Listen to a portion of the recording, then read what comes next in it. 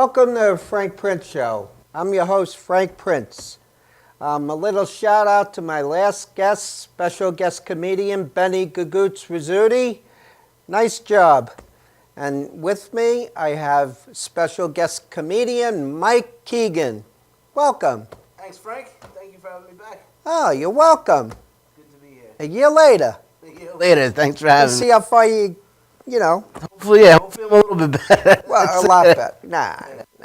You've been going out and doing your thing. Yeah, no, It's I've been like, wow, where's this going? Coming from. trying to keep busy. Now, when did you first start comedy? First, probably a little over 3 years ago. I started doing it. I started writing a little before that, but then I finally got the guts to get on stage about 3 years ago. But Right. How did you get into it? well, like I said, I always wrote. I'm a writer. I love to write. That's my big thing. And then ended up getting laid off my job like 3 or 4 years ago, and it's always something that was in the back of my mind to try to do comedy. And then I figured now is the best time. I'm gonna regret it if I don't try it. And then I tried. I went to Governor's and I took their stand-up class that they have there, and then they gave me a couple of shots to get on stage. Started hitting open mics after that, and it was off and running. Now, what is Governor's is a comedy school. Yeah. Now, how does that work? The class that I took was John Truson teaches it. Okay. He's a veteran of the industry, and he teaches. I think it was like an 8-week class maybe. Okay. But then after that, they give you a spot on a show on I think it's like a Sunday at Governor's, and I think there were three shows that they gave us after that to try to get us on stage in front of people and see if this is something for you, see if it's something you like, and I just kept going after that. Nice. And what is how did they teach you to write material? I guess they basically give you, like they said, you can't teach somebody to be funny. You can only teach them how to structure. So he taught us how to structure, get a premise and then start out with a setup and a punchline, and he really teaches you how to structure it and try to, He'll give you, a little. He'll ask you, give me a funny story, and then he'll help you punch it up a little bit. And it's really good, just as a starting point. He'll critique it. It's a good starting point, just if you. Then after a while, then what happens after you get out of school? And after that, they let you out to the wolves, and then you got to figure it all out by yourself. Mm-hmm. And I'm still trying to figure it all out. I mean, it's a tough business, but I've made some big strides. I'm in the city a lot now, and just trying to get on stage as much as I can. That's really the biggest thing, is just getting stage time. There's a lot of open mics, right? That's the next after comedy schools. Yeah, there's a lot in the city. Finally, there's starting to be more open mics on Long Island. And there's always some in Suffolk. Now there's a few in Nassau that are opening up. But I try to, now that I have some time on my hands, I try to get into the city a couple of days a week and hit a bunch of open mics. And that's really where you comedy gym. Different from the city than Long Island? I do. The city has a little more edge to it, and it's now that I'm past the comedy clubs in the city, you get in front of like really tough audiences, like there's a lot of tourists. Right, a lot of tourists. That's how they get a lot of their clientele in. They're barking people in from Times Square, and these are a lot of tourists from other. To get in front of, at least a lot of fundraising stuff. There's, city, there people are just walking in Times Square and they're like, all right, we'll do this comedy show in an hour. So they're not really ready to laugh. It makes you a comedian. That's good.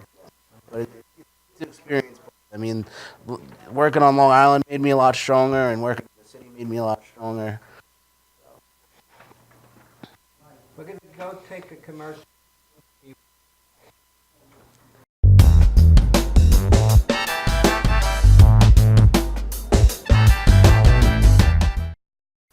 We're going to do a live commercial.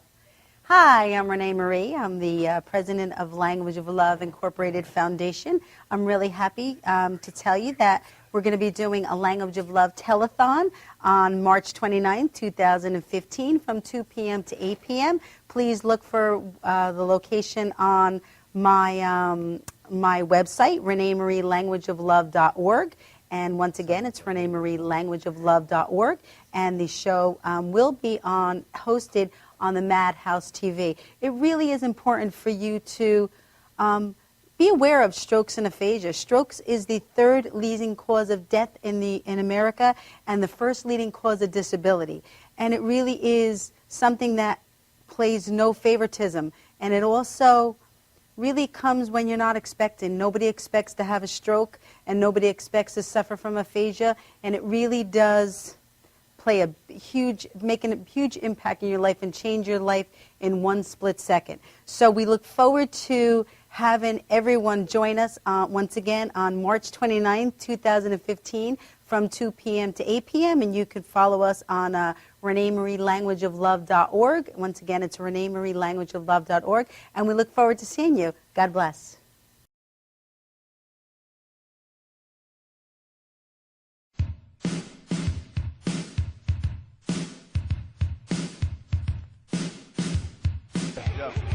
Yo, what's up, y'all? This is me, DMC, in the place to be, the greatest MC in history. There will never be an MC greater than me. And right about now, the only place for you to be is with your one and only Madhouse TV. You are the man.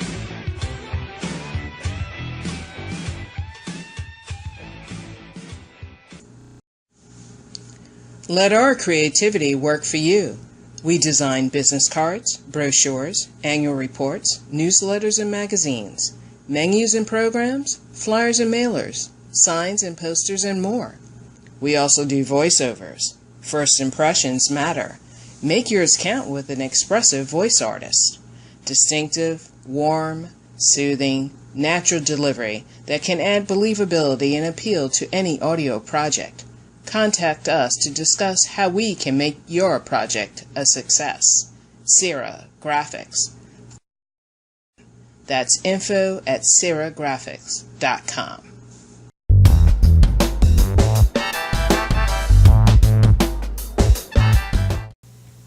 We're back. Okay. All right. Didn't you say barking before? I did. I thought you did. meant bussamin. Barking? What is barking? Barking is, if you never noticed, anybody that's been to Times Square, you always see those guys trying to sell you tickets to a comedy show. Those are either guys that are working on the club street team, or if they're just comics looking for stage time. If you sell a certain amount of tickets, they'll give you 5 minutes on stage. And when you're asking people to come to a comedy show, that's called barking them in. It's like you're a dog. I call that barking up a wrong tree. You're pretty much barking up the wrong tree. But it's funny, though. In the middle of the winter in it Times saves Square. money. It's getting out there and It saves getting money. stage It's time. a good way when you're starting out to get stage time. Everyone's done it. I've done it, and it's not fun, but it's one of the necessary evils of getting on stage in the city. Yeah, people ask me, you want to go see a show at this, stand or what? I perform there. Yeah. Oh, It's funny, yeah. funny. What was it, Thursday night, I was doing a spot at Greenwich Village Comedy Club. I'm on the corner walking to the show. They're like, "Oh, you want to go see a comedy show?" I'm like, "Look at your little notepad Thing. there. I'm Right. on it. That's me, Mike Keegan." That's my fame has surpassed me, but I don't know. You ask them, they want you to sign it? It's like, never "Oh, know. that I'm on this show. I'm a big deal," but whatever. Why not? Hey, it is a big deal. You're on the show. There you You're go. doing what you love. Doing what I love. It is a man. big deal. Exactly. It's a lot of fun. It's Just do what you love. Yeah. Forget about everything else. You Yeah. got your health. That's the main thing. Exactly. And then you could do what you love, great. Exactly. Yep. People ask me how comedy's going. I said, just like my GPS, recalculating in circles. That's all you could do. You're constantly recalculating. Keep It's the just- day job because you need that No, until to yeah. fund everything. I was trying to do that until last week when I got laid off again. Did. But now I'm a full-time comedian now, I guess, by default. Hey, hey, default is good. It Yeah. pushes you more. Yep, exactly. Exactly. So where are some of the clubs you played at? I run a monthly show at the Brokerage in Belmore. Okay. Every once or twice a week, I'm at the Greenwich Village Comedy Club right in the West Village in New York City. Those are great. They're 9:30 shows. They get some big comedy names on those. And I'm just, I was in Mohegan Sun last year. That was the best. That was my favorite. What was that about? It was they had a contest for the funniest comedian on the East Coast, and a lot of people submitted videos, and they picked the top 80. So I got picked in the top 80 to go to Mohegan Sun, and it was over 3 weekends. It was like a tournament style comedy contest. I came in 8th place, and Great. it was pretty cool. Out of 80 people, I came in 8th place. I got a lot of work out of it, but it was the most fun I've ever had doing comedy. It was really just 3 weekends in the arena at the Mohegan Sun at the theater, the cabaret theater they have there. It was so much fun. Was there another contest that you won? It was that one. I was No, you. I did like when I first started out, I did the Gateway. I came in 2nd place in that contest. Broadway Comedy Club, I won a contest there. But it's all Doing great. stuff to get your name out there, I guess. Yes, you have to get your name. Yeah, If you don't, they don't know that's who what it you is, are. and they'll do anything to get on stage. So but it's fun. It's fun, and that's the drive to do it. That's exactly right. Yeah. Yep. And do you just keep the same material, or No, do you I change try. it up? Yeah, I try to write a couple times a week. Me and a friend of mine will go to Starbucks and we'll bounce ideas off each other. I try to write, or even jokes that I've been using for the past year and a half. I try to write little new taglines on them and try to change everything up because I get sick of my material sometimes. You know, like I'm telling that joke again. You know, but How often do you change it? Or I does try. it, is I try to the rule of thumb of change? yeah In the comedy world, Yeah. there I is try no to keep it rules. evolving. I try every show to do a little bit different. I try not to make everything word for word, in case somebody's seen me before. Like, oh, he's been telling that joke for 3 years, you know. But some people like to hear that. Yeah, you know? exactly. That's people, you know. Yeah, at least I try to start out all my shows by being, topical. Whatever's currently in the news, I'll do something like that, or if I'm in a certain area, from somewhere in South Jersey, I'll make a joke about the town. At least trying to just change it up a little bit and make it personalized. Who are some of your mentors? It's my mentors that I've worked with, like John Truson was the first one, and still, that guy, anything he's ever said, like, he knows comedy. He's been in the business forever. He always gives me advice. Guys like Joey Cole, I get to see him every now and then. He's a great guy. He's a good friend of mine. A lot of the Chris Monty, I've been on the road with him. He's given me some advice, and it's just whenever I can grab it. I've worked with guys like Jim Gaffigan. I got to spend a little time with them. I got to spend 45 minutes with Jim Brody one time in the basement of the Gotham Comedy Club, and just stuff like that. Like I don't even say a word. I just want to listen to what they have to say. They've been through everything. Being in the right place at the right time? Yeah, exactly.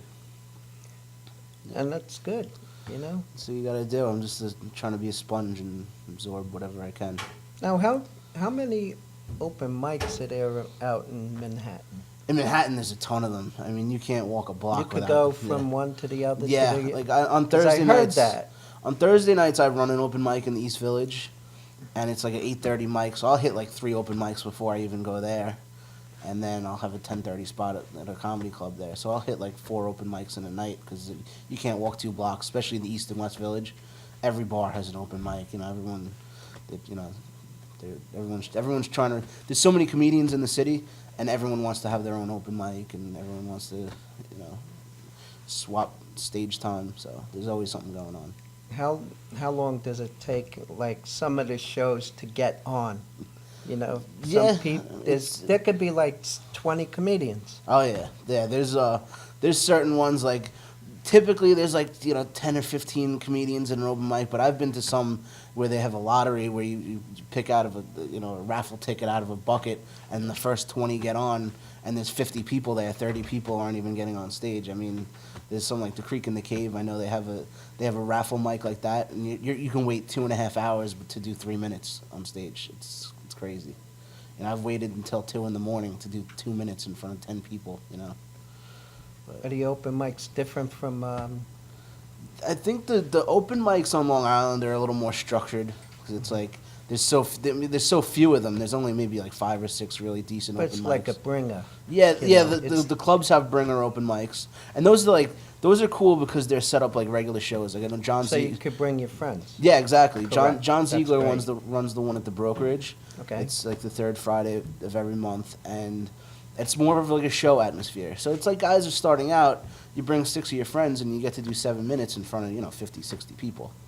But then there's like Les Deegan runs the Belmore Bean open mic, and that's probably I'd say the best open mic on Long Island, and it's more structured than an open mic in the city, because in the city you're just constantly rotating comedians, and at least that one it's always a set group of guys. Like really, a revolving door. it really is. Yeah.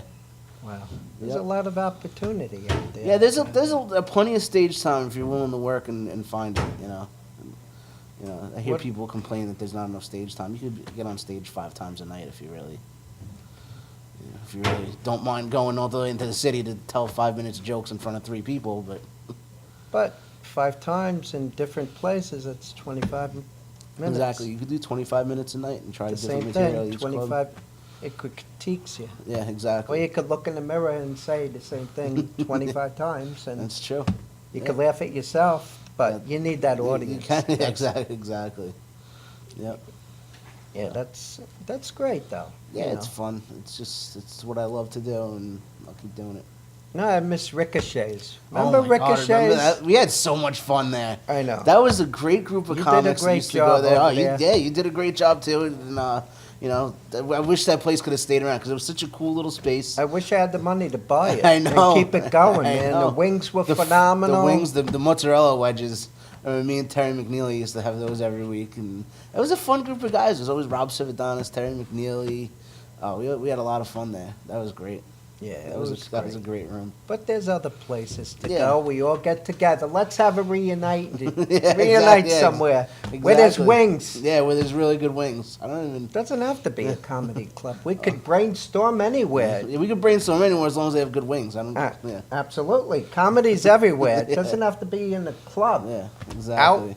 Out anywhere. Just making Yeah, people go to- laugh, smile for what the world is going through. That's all we have. Exactly. That's all. You we know? do. Yeah. That's what we love to do, and it's. Now, all we how can can ask for. people get a hold of you? If they want to book you. You have a if- website? If you want to book me, you can go on my website is getinvolvedcomedy.com. You can look at me. My Twitter is getinvolvedyo @getinvolvedyo, and just on Facebook, Mike Keegan. I have 2 fan pages on Facebook: Mike Keegan Comedy and Get Involved Comedy.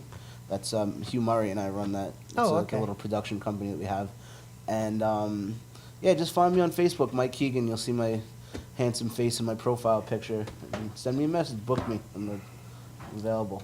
You have any events coming up? I have a few really cool shows coming up. Tomorrow, I'm actually going to be at the Brokerage at 3 p.m. with the Clean Comedy All Stars. Okay, cool. It's Stevie GB has that. It's Stevie GB, John Shea, Sarah Quinn, and Christian McLaren.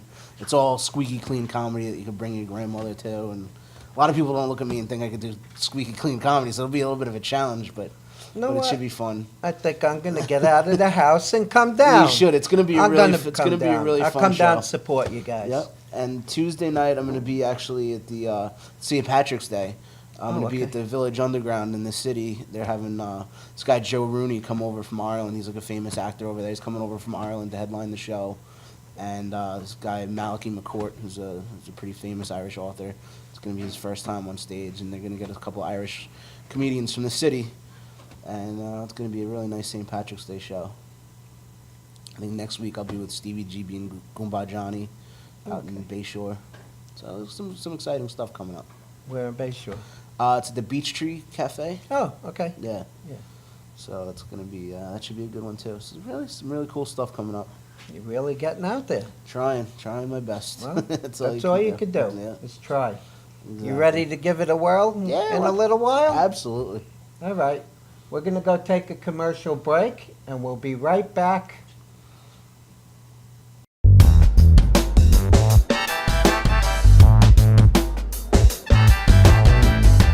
Stretching under sedation or manipulation under anesthesia is a very gentle, very precise procedure to very slowly release any scar tissue that is formed as a result of a traumatic injury. Many people ask, how does this work? Will I get hurt? Will you stretch me too far? We only stretch the body part to its normal range of motion. After completing the post-MUA rehabilitation program, it's very common that our patients say to us, hey, I can play ball with my kid again. Hey, I can bowl again. Hey, I can enjoy hiking again. This is what makes it rewarding to us as practitioners.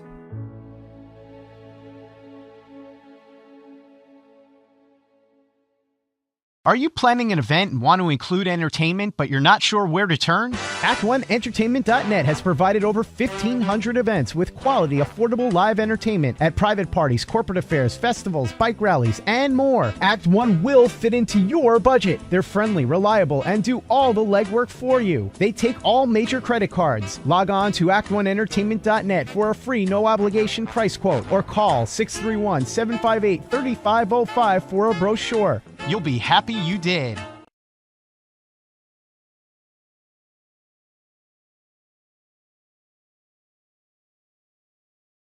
Is the #1 fence provider on Long Island with the most inventory in stock, including vinyl, chain link, and aluminum. Offers a custom powder-coated system that prevents rust throughout the life of the fence. We carry fence tools to the trade. We even stock wood, rail, and glass hardware as well. Shannon Gates has our very own patented locking system. The next time you need fencing of any sort, both commercial and private, give Shannon Gates a call at 631-392-4330. You can also visit our website at shannongatesinc.com. Shannon Gates is the #1. This is Beth. Hi. Oh, congratulations. When are you due? I'm not pregnant.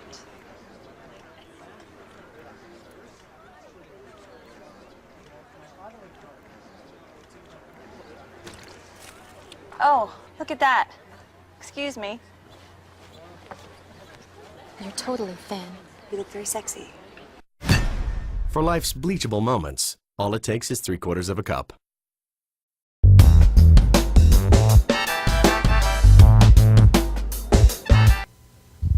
Ladies and gentlemen, introducing Mike Keegan. All right. All right. All right, Mike. Thank you very much, Frank.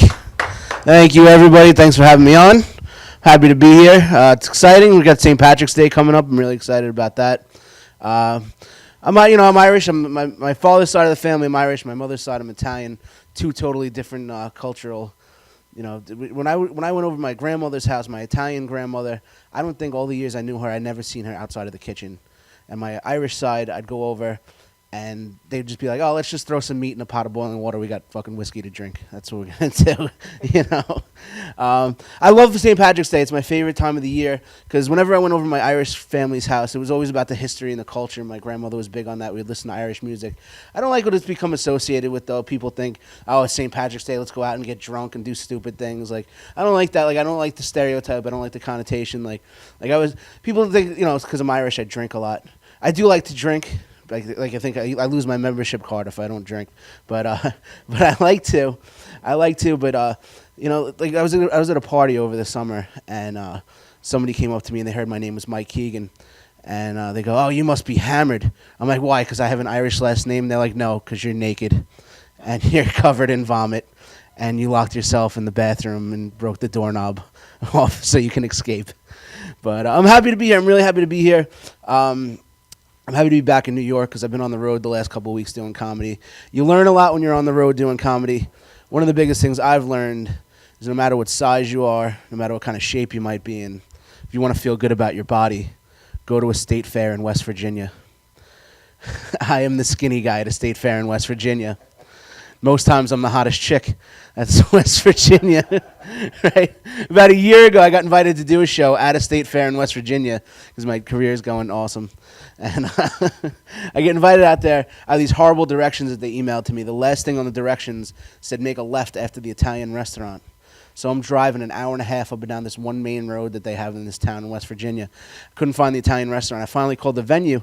I said, can you at least give me the name of the Italian restaurant? I can't find it. The guy on the other end of the line in West Virginia goes, oh, you're looking for the Italian restaurant. That's Domino's. Domino's Pizza's their fucking Italian restaurant.